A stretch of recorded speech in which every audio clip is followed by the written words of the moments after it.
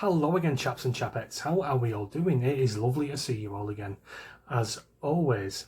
Right, guys, the French, yeah, the French are dictating to us who we should let in and who we should let out of our own country. At least that's the opinion of one such French minister. France's Interior Minister, which is France's Home Office basically, has claimed Britain's soft touch rules for illegal migrants are to blame for the latest English Channel small boat disaster. I know the hypocrisy is astonishing, isn't it? A pregnant woman and 6 children were among those who lost their lives when their boat was ripped apart and sank off the northern French coast on Tuesday. Have you guys noticed something, right? That there only ever appears to be women and children on these boats when they inevitably sink or are capsized. Because I tell you what, when they roll up on our shores, 98.9% of the time even, there's no sight nor sound of any women or any children. As you know very well, they are rammed to the rafters, filled with young fighting age men. No women, no children, just young men. I find that very coincidental and just that little bit bizarre. Don't you? Gerald Darmanin said in his statement the UK was a place where you can work without papers and where you have little chance of being expelled. Yes, that's why they are descending on us by the thousands, by the lorry load and by the boatload. The migrants know it. The French government knows it. But don't let that escape from the fact that our government knows it as well. It does know it. It wants uncontrolled migration, both legal and illegal, because they have this cockeyed notion that GDP growth via immigration alone is somehow good for the country. Absolute bonkers.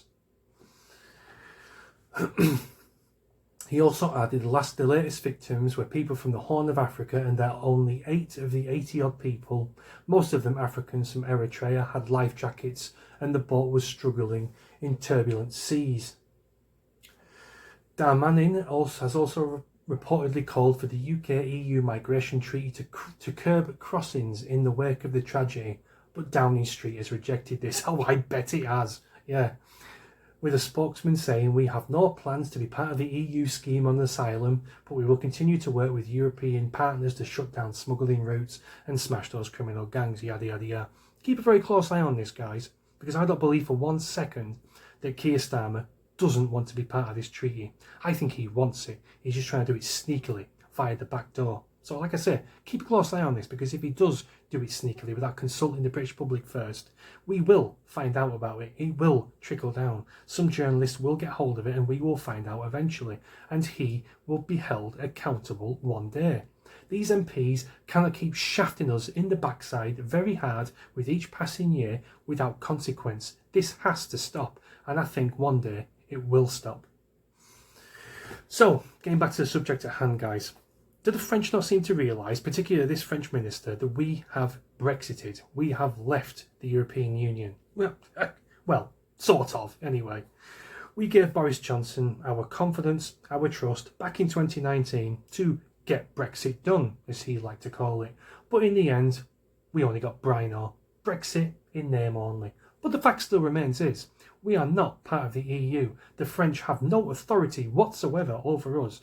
They have no say whether we join any treaty or anything like that. We are not in the European Union.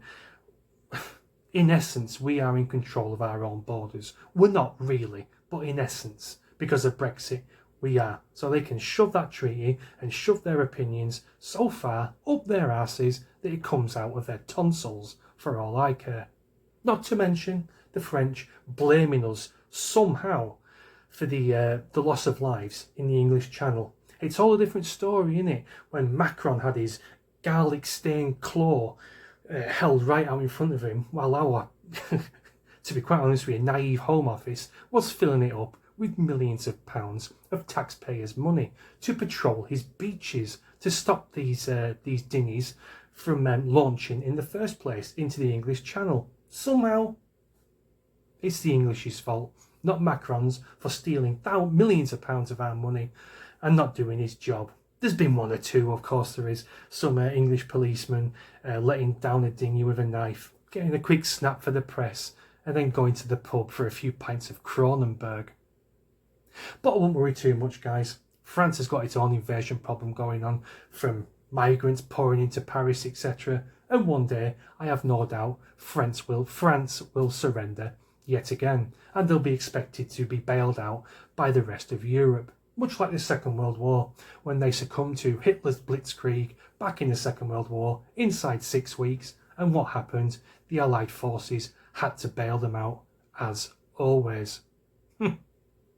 That's my video, guys. Thanks a lot for watching. Let me know what you think in comments, and I'll see you next time. Cheers.